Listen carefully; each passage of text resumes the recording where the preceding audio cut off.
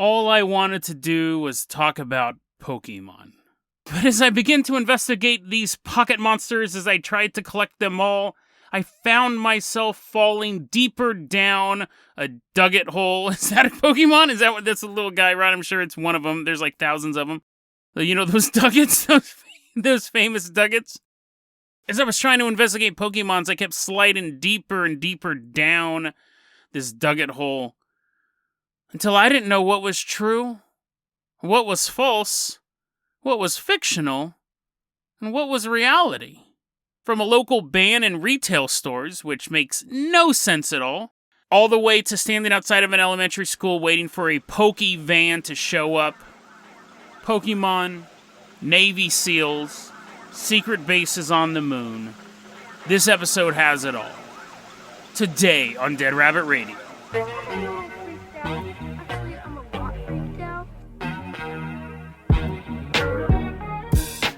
Hey everyone, welcome back to another episode of Dead Rabbit Radio. I'm your host, Jason Carpenter. I'm having a great day. I hope you guys are having a great day too. This one is a wild ride. This is the episode that as I was researching it, I gotta do a whole theme week of crazy stuff.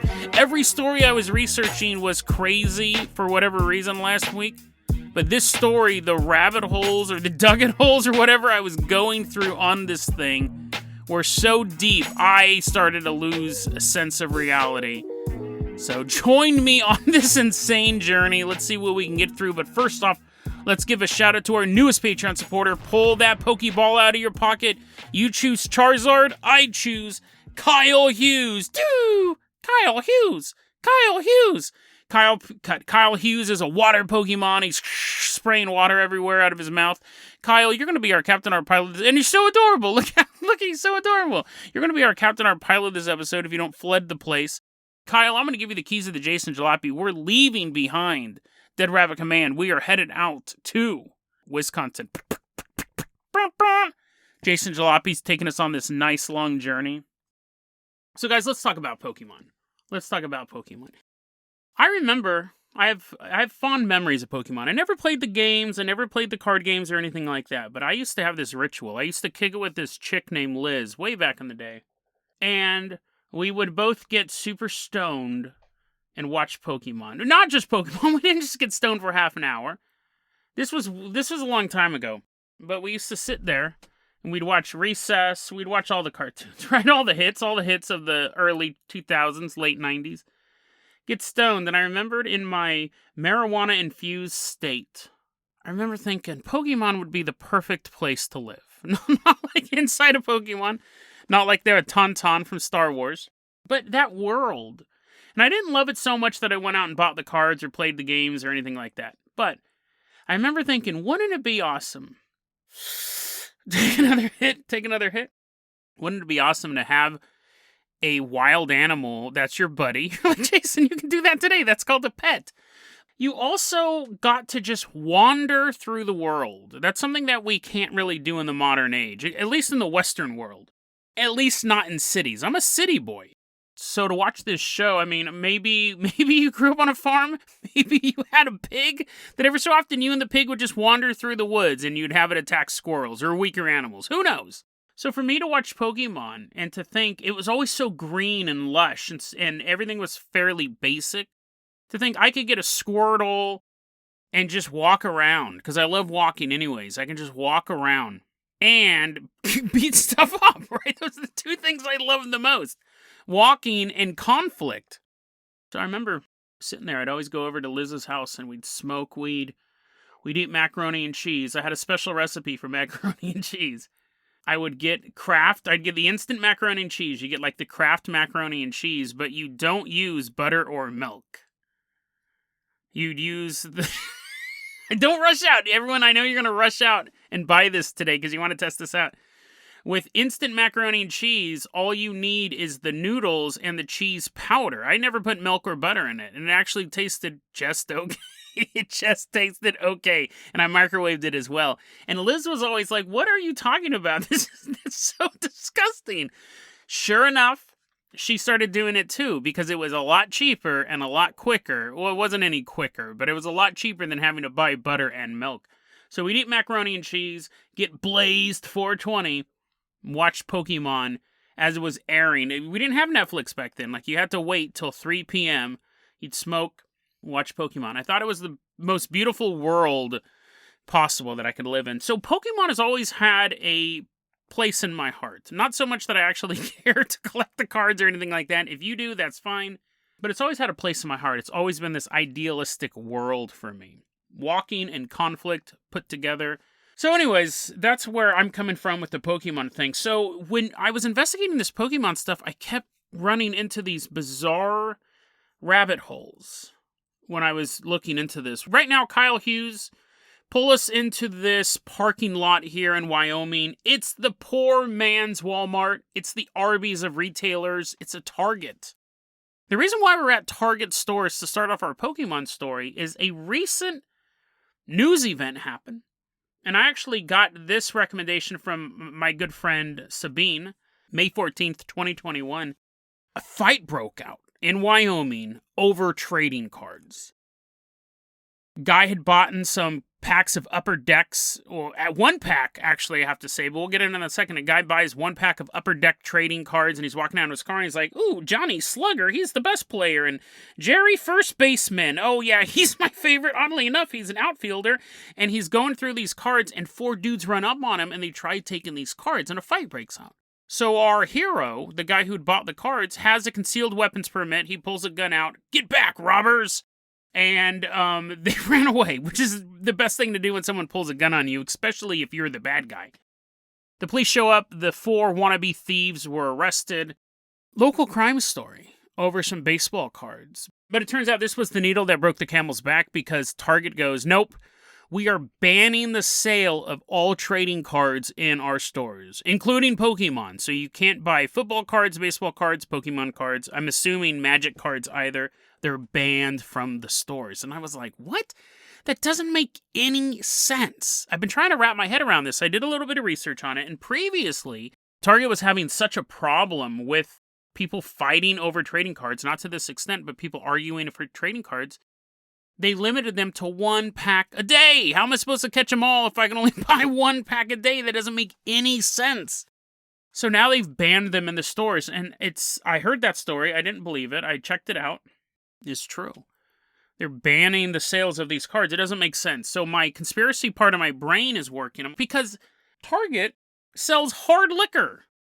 You're telling me that a pack of Pokemon cards causes more real-world violence than Jack Daniels? It didn't wash. It didn't make sense. There has to be another reason. But I couldn't figure it out. And as I was looking into it, another Pokemon story popped up. And this is where I'm talking about. We're going down these rabbit holes. Kyle Hughes, I'm going to go ahead and toss you the keys to the Dead Rabbit Dirigible. We're leaving behind this dude getting mugged in the Target parking lot. That's what you get for shopping at Target. We're leaving behind Target. We are headed out to Canada, I think. Kyle Hughes is like shrugging his shoulders. I'm like, it's really hard for me to determine where this story starts. This is we're going to be going to some wacky places. Not necessarily country-wise, but mentally. Because I've been through this website quite a lot. I think they talk a lot about American politics. They talk a lot about American conspiracy theories, but I think the person is from Canada. I'm not for sure. I don't even know. It's taken me... I'm really trying to figure out how to prepare this story for you guys. So Sabine told me about that Pokemon story. I was on the X board. There was a Pokemon post. I was like, dope, maybe I can tie it in. Maybe I'll have a little local news story and then something else Pokemon related. There's no way I'm going to make a whole episode about it, right? Little Jason, if I could have held you a couple days ago and said, stop researching, things would have been so much better. There's a website called Rumor Mill News, which has the best slogan I've ever heard for a news organization. Washington Post, democracy dies in darkness. The New York Times, all the news that's fit to print. Rumor Mill News, politically incorrect news, stranger than fiction, usually true. I've never heard of a news organization, even a conspiracy website, go, listen, it's a great website, but some of this stuff's fake. It's usually true, but some of it's fake. And in this website, we meet Rogue Butterfly, aka Jana. This is a bizarre website. It is a news website, quote-unquote news website, conspiracy news. But people can also submit, imagine a news website that is also a forum. I cannot wrap my head around how this works, but people will write articles, and then when you respond to it, that becomes its own article. So anyway, I'm not going to worry about how it's HTML programmed, and trust me, it's HTML programmed. This is a basic website. I was looking at articles back from 2001. It's still in operation today. You can donate money to keep their operation going through check or money order. That's how old this whole site was set up. But anyways, there's this discussion going on. We're back in the year 2001, April of 2001. People have no idea what's coming a couple months from now. The biggest worry they have is Pokemon. There's this discussion going on about Pokemon and whether or not it's satanic and it's bad for children. And I wanted to start off with this portion of it. Sang Growl writes this article. And he says, I used to have this short MPEG of part of the introduction of an episode. And this is how he described it. He said it reminded him of child molestation. And I was like, what? I don't remember that. I don't remember that even being hinted at in any episode of Pokemon, let alone the intro. But this is what he says. He goes, I used to have this short little MPEG video. It had a little girl standing there and she's running towards the viewer. And then you see a chipmunk-type character. And I was like, what?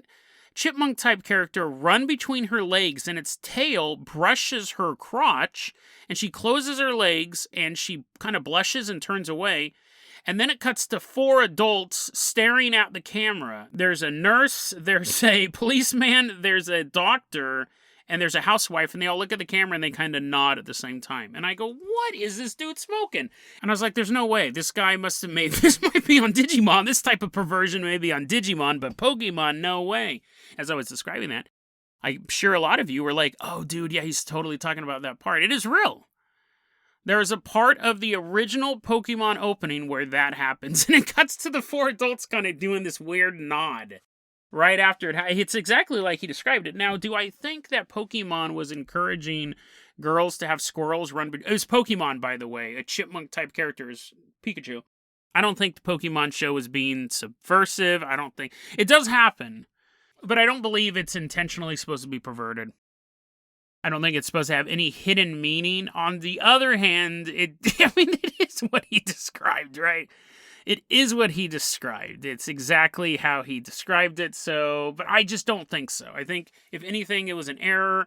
It could have been some weird perverted thing that the animator snuck in. It is a very frantic opening. I never noticed it before. But when you're going to crucify something, you tend to want more information from it. And I will say so myself as well. Before I wanted to really go off on these wingnuts for talking about Pokemon, I wanted to do more research as well. Now, again, if I had a time machine, if I had an alcohol-powered time machine, like yesterday's episode, I would have gone back in time and been like, just do that story, bro. Stop researching. Kyle Hughes, let's go ahead and hop on the Hare hang glider. We're leaving behind where we just were somewhere in Canada, and we're flying further into Canada. This time I do specifically know where we're going. We're going to British Columbia. And this is where we're going to meet Rogue Butterfly, but signs their post Jana or Jana. So let's look at one of Rogue Butterfly's posts, and this is really what kicked off the whole anti-Pokemon thing on the Rumor Mill News website. It starts off insane, and I'm going to need your guys' help in the YouTube comments. Help me figure this out. She says she has a relative. I know what relatives are. She says she has a relative. It's an 8-year-old boy. His uncle is her son. So that would make him the grandson, correct? His uncle, the boy's uncle, is Rogue Butterfly's son. But she either refers to him as a relative or grandson in quotes. She's constantly calling, imagine that, grandma comes, come here, grandson. She always refers to him in quotes, so I can't figure that out. His uncle is her son, so I mean, I literally, like, it's like a brain teaser. I don't get it. But anyways, we'll assume it's her grandson, in air quotes, because that's how she'll call him. 8-year-old boy. Rogue Butterfly gets a call from this 8-year-old boy. Well, we're going to call him Barry. Gets a call from Barry's mom and says, I have to go take care of some stuff. Will you watch my kids? Now, Rogue Butterfly has no problem putting people on blast. In this article that she's about to talk about, Barry and his love for Pokemon, she mentions that the mother is a chronic alcoholic. She goes, yeah, she had to go to an AA meeting, so she called me to watch her kids. That's what we call superfluous details. It has nothing to do with the story. We get it. You hate Barry's mom. You don't have to out her. You don't have to. It's Alcoholics Anonymous, dude. You don't have to put her on blast. At least she's trying. But anyways, Rogue Butterfly, who's a grandmother who should be taking care of these kids, goes to visit Barry and his little sister. Now, anyone who's been around kids knows that they love to share stuff. These things are so important in their lives that they want to show you their Star Wars collection or their Ninja Turtle collection or whatever kids are collecting today. COVID variants. They want to show this stuff to you. So he's super excited. This is back in 2001. He's super excited about his Pokemon cards, and he brings out his whole collection, and he's showing Grandma the cards. And I can imagine her rolling her eyes the whole time. And this is her first exposure to Pokemon. He's like, yeah, and there's this guy, and this guy, and this guy's Needlepoint, and this guy's Pokebot, and this guy, and she's just like, just taking it in. You just engage the kid, right? The kid just wants attention. They want to show how exciting this stuff. They want you to be excited about this stuff. That's all it is. She is so put off by this, but she is also very curious because he's so into Pokemon. She thinks there might be something more to it, something satanic. So when he says the show comes on, you can watch it at 3:30 p.m. tomorrow. She actually goes back to visit him at that time. She wants to see what this Pokemon is all about. And she is immediately disturbed by this show. First off, she doesn't like the fact that things are evolving. That's her first big takeaway. Stuff evolves? I don't know about that. Secondly, they talk about trainers, these people training animals. You know what else is trained? The Illuminati trains humans. They talk about owners. People own these things. You know what else owns stuff? The Illuminati owning humans. And worst of all, they teach these kids that things procreate because they have Pokemon breeders. And that worries her as well. Her little 8-year-old grandson, who she can barely stand his mother, is learning about breeding and evolution and stuff being owned and stuff being trained. And she said the show was so fast-paced. This is a quote from it. The pace is supersonic. The dialogue at times sounds exactly like Japanese. And when the young boy talked about it at times, I thought he was speaking Japanese. She despises this show. She's afraid that this show is warping the mind of her young 8-year-old grandson, who she just refers to as a relative. She's afraid he's going to lose his mind to the Dark One. She warns us about this, quote, your television set is your own private satanic altar right in your own home. You allow your children to be psychically molested right there in your own living room with your blessing. And I bet you even lock your doors at night. Fools!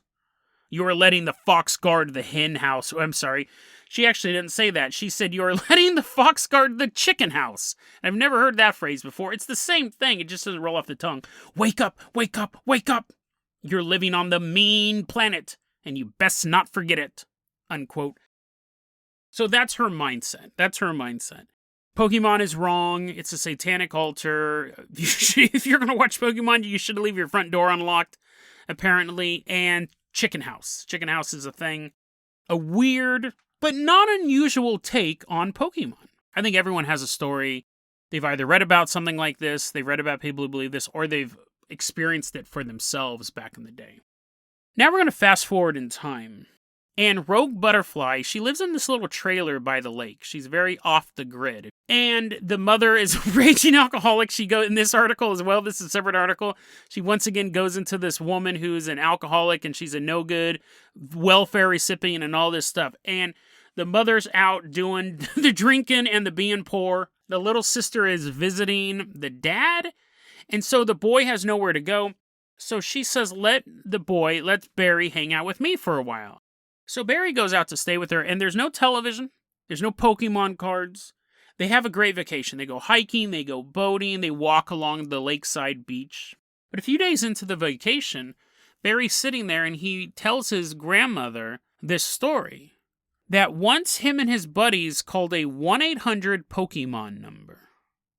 And when they called this number, someone answered and said, "You've been selected to be tested by the Pokemon crew." I don't know if they actually call themselves the Pokemon crew, the Poke crew. But what you have to do is you have to go to your local elementary school at 6 p.m. and wait on the steps. We'll know it's you.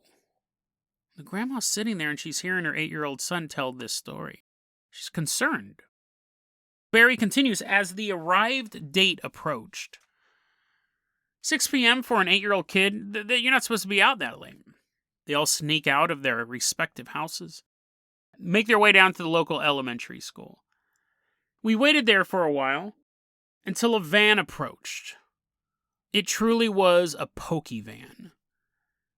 All of the windows were covered up with Pokemon posters, and I tried looking inside, but I couldn't. The entire car was covered in posters. Save your questions. Save your questions till the end. The entire car was covered in Pokemon posters, and 2 adult men got out, and they began testing the boys. He doesn't not go into detail what the testing entails. And then one of the men keeps talking on a walkie-talkie. Someone is in the van the whole time. And eventually they decide that Barry has passed the test, and he's won the best prize of all. The back of the van opens up, and out steps Professor Oak. If you don't know anything about Pokemon, Professor Oak is one of the characters from Pokemon. I.e., he's a fictional cartoon character in the show. Rogue Butterfly doesn't know who Professor Oak is. Well, who's Professor Oak, she asks. And Barry goes, he's one of the characters from Pokemon. The van opened up and out stepped Professor Oak. He's the guy who does the Pokédex and helps Ash on all of his adventures. He was in the van, Grandma. Professor Oak was in the van and he gave me Pokemon posters, and then we won these prizes and we walked home. Now remember, dude, kids love to talk, and we should listen to them because it helps build their little brain cells. They also love to lie. And I don't know if it's that they so much have a need to lie, or they're lying on accident, or they don't. I think there's different age ranges, but sometimes I think they don't know that they're lying, that they're actually getting facts mixed up. But there is nothing about this story that rings true. A van covered in posters. No windshield at all. Just driving down the road covered in Pokemon posters.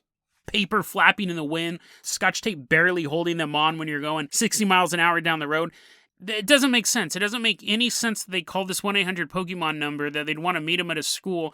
Now, as a conspiracy theorist, you can go, maybe it's some sort of government conspiracy. Sure. Professor Oak, a cartoon character is in the back of a van? It doesn't make any sense at all. And that is where you would say to this kid, you go, that's a really interesting story. And you might keep it in the back of your head. You honestly might in the back of your head go, my grandson may have interacted with some adults he shouldn't have interacted with. That would be my takeaway from that. I wouldn't believe that there was an actual fictional character in the back of this van, or the van was covered in Pokemon stuff, or really much. I would be very concerned that my grandson, air quotes or not, may be talking to adults that he shouldn't be talking to, and I would follow up on that. What was the number you called? Well, my friend called it. Oh, well, then can we talk to your friend and then be like, hey, do you know anything about these kids sneaking out? And if they're like, what? No, Billy, he never snuck out that night. It's their eyes shift from side to side. They have a ton of Pokemon memorabilia. They're like, no. So then you would know he was lying. That would be my takeaway. This is Rogue Butterfly's takeaway. Quote, needless to say, I was alarmed. Men meeting with little boys at 6 p.m. in an abandoned school. Strange men testing children without their parents' knowledge or permission. Both of those things is what I would think too. I'd be like, what's going on? And then she moves on to, and finally, a character from the cartoon series appearing in reality inside the van? What is going on? That didn't happen. That's what's going on. He made that part up. But she honestly believes, because this 8-year-old boy said that Professor Oak was in the back of a van, that it happened. The kid's lying about that. But because her mentality, because Rogue Butterfly can't... She herself is having a hard time determining what's real and what's fake, that when somebody else says that, she believes it. She believes that there was a cartoon character in our world in the back of a van. Now, you could say that about us. We talk about ghosts, we talk about aliens, we talk about sightings, monsters under the bed. We talk about stuff that verges on childhood fears and then adult analytical thinking. And you'd be totally valid to say that. You go, why are you saying that she can't tell what's real and what's not? You're always talking about shadow people. You're always talking about punching grays in the stomach. Doing all this stuff. Guilty as charged. However, this is where the rabbit hole really begins. Professor O, a fictional character jumping out of the back of a van. That's just another day on Dead Rabbit Radio. Kyle Hughes, go ahead and call in that Carpenter copter. We're leaving behind this little lake in British Columbia. We are flying out to the deepest rabbit hole we've covered on this show.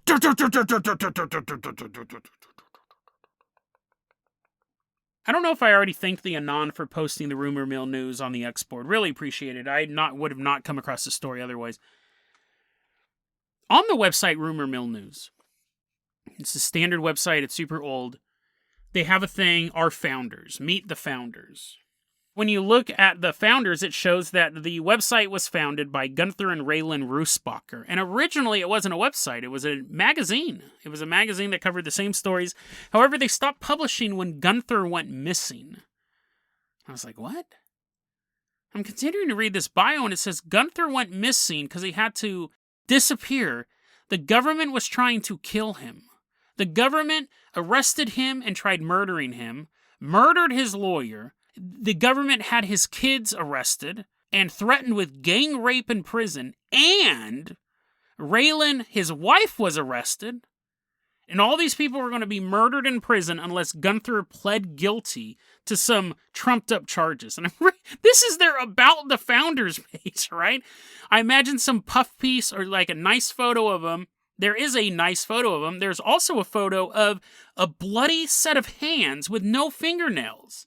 And they said this happened to Gunther in prison. Apparently he was cooking something in the chef area, what's it called, the kitchen, and boiling water fell all over his hands, and there's this disgusting photo. This is the About the Founders section.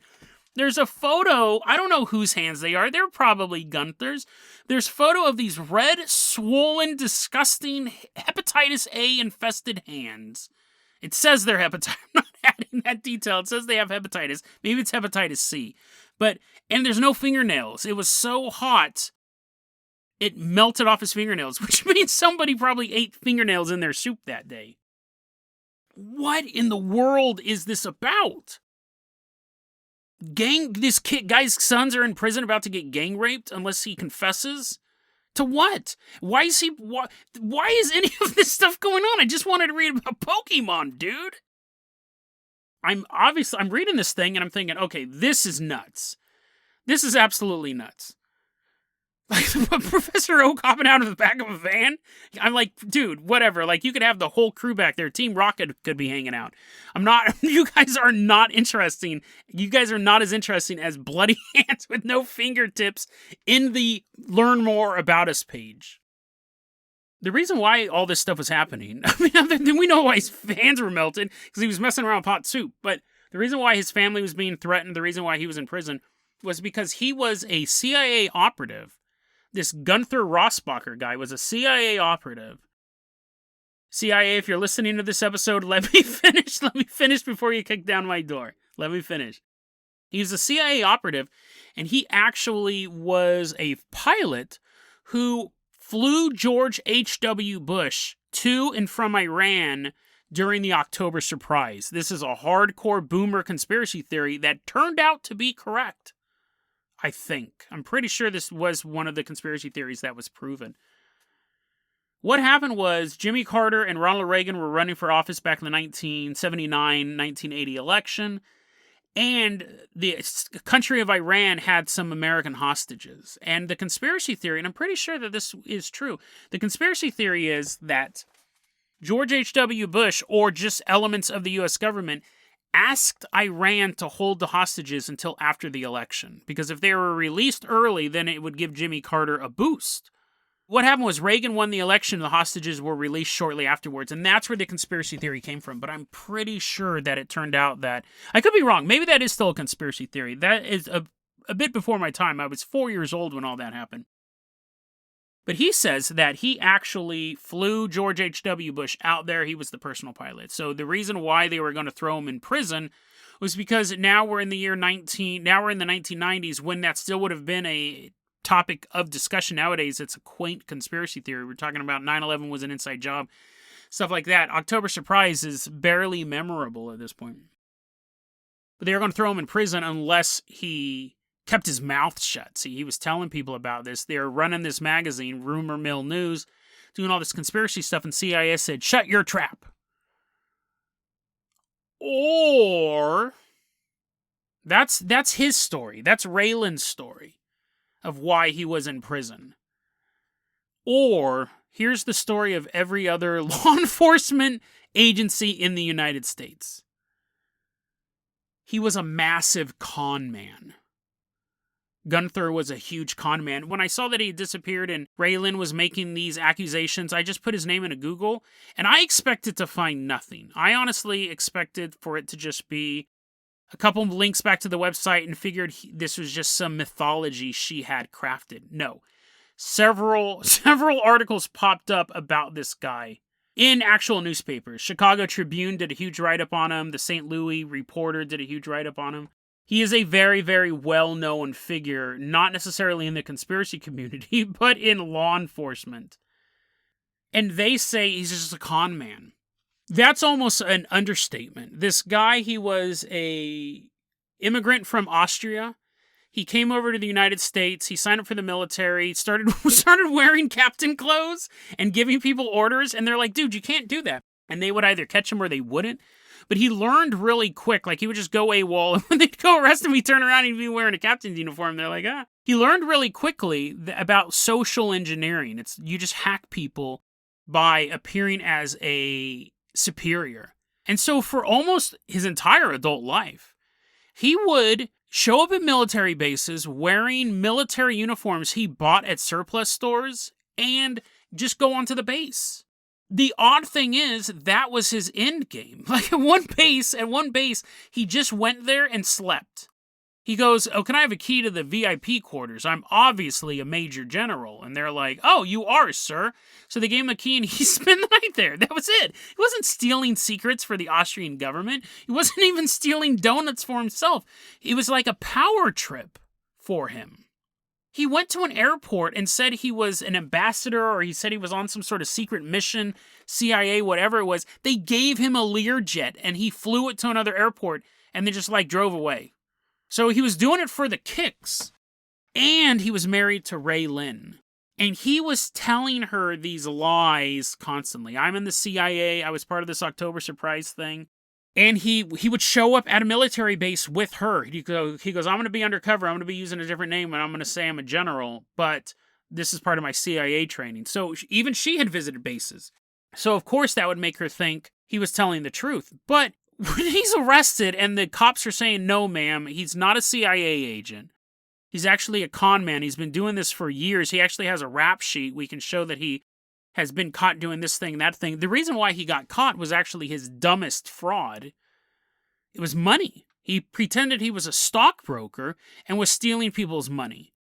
Now, you can pretend you're in the military. Actually, you can't. That's a crime. It's called stolen valor, but those were all kind of just harmless power trips, and it would make the military look really dumb. And actually, that was one of the reasons why they weren't really investigating it, because they'd have to admit that a civilian was just walking on and off bases and flying planes around. So they were investigating it, but they weren't making it super public. But when you're ripping people off, those people are going to complain. So he actually got charged and sentenced to 21 years in prison for impersonating a stockbroker and stealing their money and all that stuff. And you go, well, Jason, that seems pretty harsh for that. I actually don't know what the crime... I can't imagine the crime whatever he committed financially would add up to 21 years. So then you start to think, is there something else going on here? Was he a CIA agent? Now, apparently, they will not confirm or deny that this guy was ever an agent. And I think that's a CIA thing in general.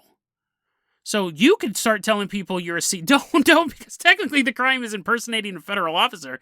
But I think if you told people you were in the CIA, they won't confirm or deny it. I could be wrong on that. Do not take legal advice from this show.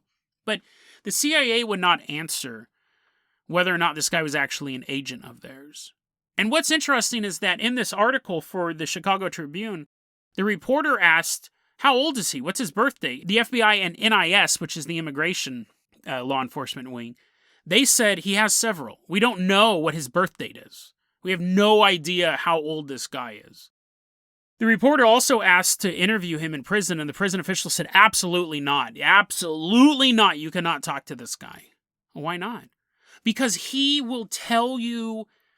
They basically said he'll tell you whatever you want to hear, but between the lines, it was basically like, if you listen to this guy, you will help him break out of prison. He is such an amazing liar that we can't even let him talk to you.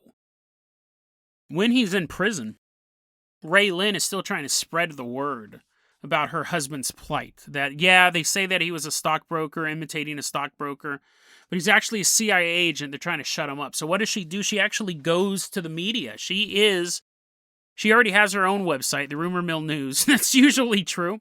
But she does a radio interview at 2 a.m. So we know it's like some late-night conspiracy radio show, right? Who else is broadcasting at 2 a.m.?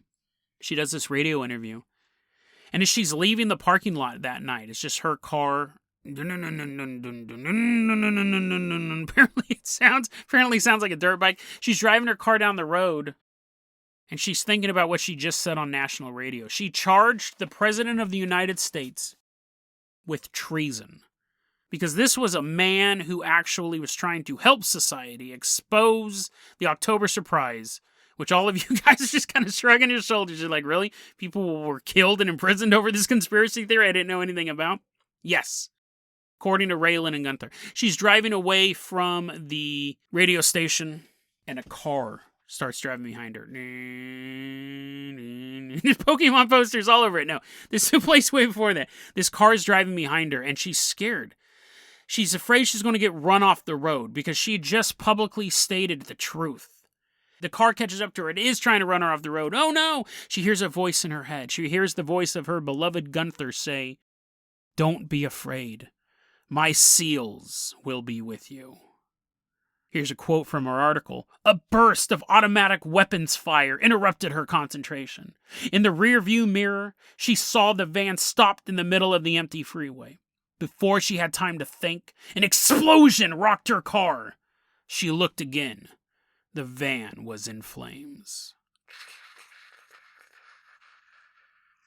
That didn't happen, right? So this is what's interesting about this story, is that we have this guy, he says he's in the CIA. Then it turns out that he's most likely this con man. He's been doing it for 30, 40, who knows how many years. We don't know how old this guy is. And then we have Raylan telling the story that she's at 2 a.m. at some local radio station saying the president's a bad person. People say that today on Twitter. People say that all the time. People have publicly been accusing presidents of sins, real and imagined, since the office of president existed. But no, these people are going to show up in a car, try to run her off the road, and at the same time, the Navy SEAL, they're a little late, by the way. They let her car get rammed 3 or 4 times. If she was not as good as a driver, she could have been ran off the road in the first bump. The Navy SEALs blow up a van. And my question is, and then what? Did she park and she get out and she thank the Navy SEALs and say, hey, can you guys help me get home? You know, there's other cars on the road. If I get in a traffic jam, will you just blow them all up? Then what? If these Navy SEALs are sent here to protect her, shouldn't she at least introduce herself, invite them in for coffee? No, the story just ends. Is this a hallucination? Is she lying herself? Has she been so wrapped up in the webs of Gunther that she can't determine the truth either? That did not happen. Because here's the thing. If someone was after you enough to have a car try to run you off the road as you were leaving a radio station, they're not going to let your website stay up all this time. They are not going to let you collect checks and money orders to keep Rumor mill news, it would be down. It would be gone. Just like yesterday's episode about the guy who says he's abducted by reptilians, and then he blasted all over the internet. These secrets would not get out. If rumor mill news disappeared tomorrow, if Dead Rabbit Radio disappeared tomorrow, there would be 20,000 people who would notice it was gone. Those are the people who listen to the show on a regular basis. And then, within months, it would be over. There might be some trickle out being like, dude, that was super weird. But the cover story would be Jason was out walking and a car hit him. Or Jason was out walking and a Pokemon got him. A dugger dug a hole and he fell into it. And then a year from now, 2 years from now, no one would even remember it. And if you wanted to make a concentrated effort, you could take me out and shut down the YouTube channel, shut down the podcast, all those, unless you had downloaded the files, unless they were on your hard drive, they're gone. That's how easy it would be to cover this stuff up. So I find it hard to believe that the government would have gotten a phone call and been like, sir, plan A didn't work. We tried running her off the road in a Toyota. Well, just forget it. We tried. We sent our best men in our best vehicle. Just forget it. Just let her do what she wants. It doesn't make any sense. But here's another thing that doesn't make any sense.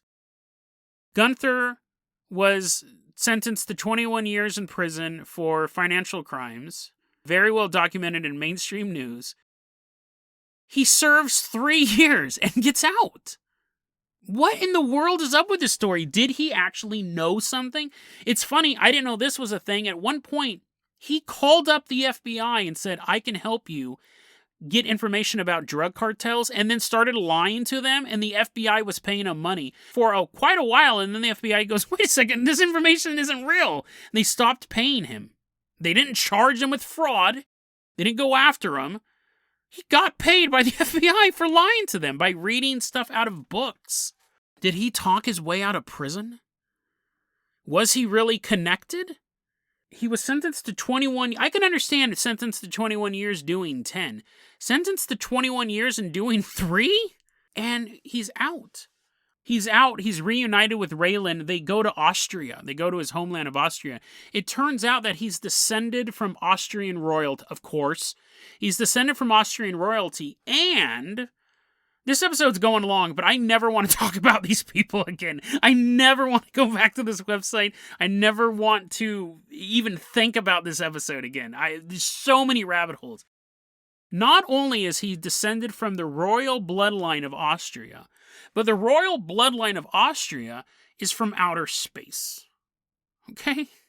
So he tells Raylan this, and Raylan tells us this story about there's another planet where it's all Austrians. It's a planet full of Austrian spirits. And what happens is they want to come to Earth and learn how to be good souls.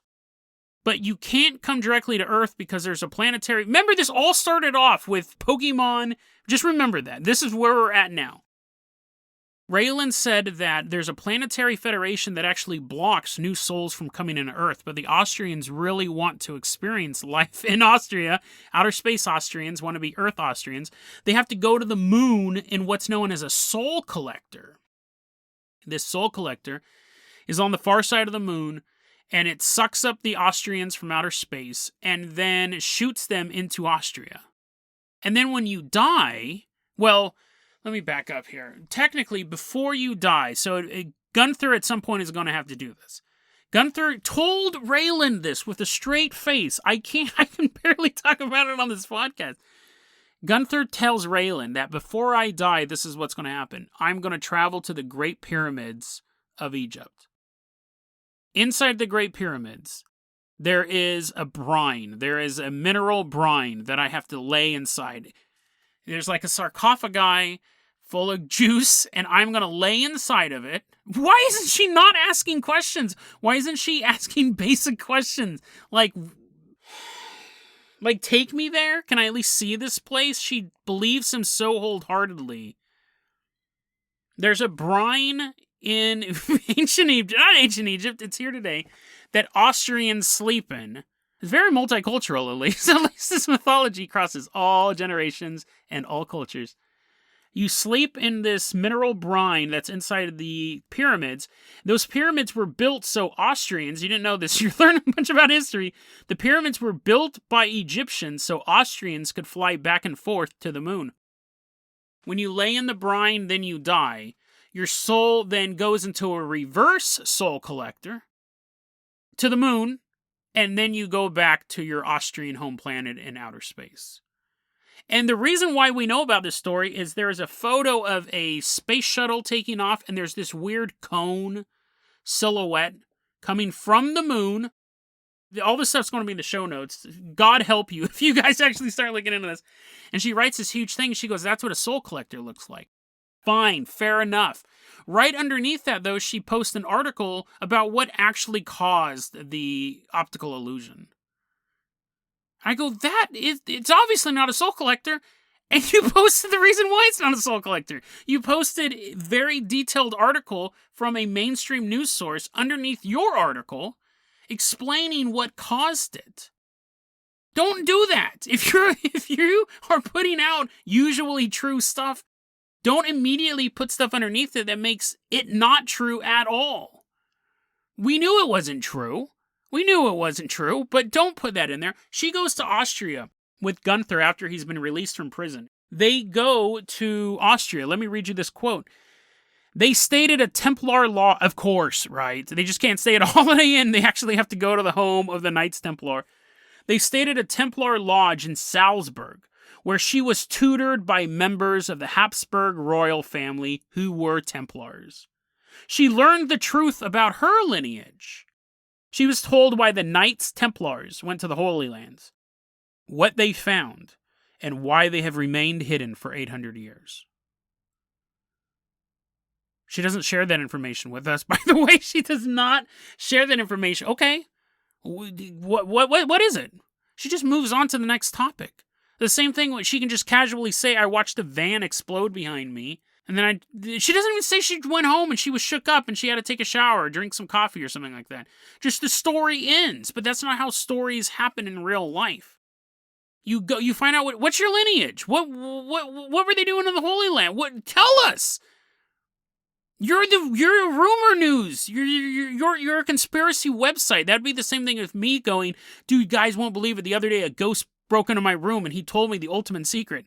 Next up, a man eats his poop on meth. You're like, dude, the point of your show, the point of this website is to expose the truth. She's exposing the truth on radio and people are trying to kill her. Tell us this stuff.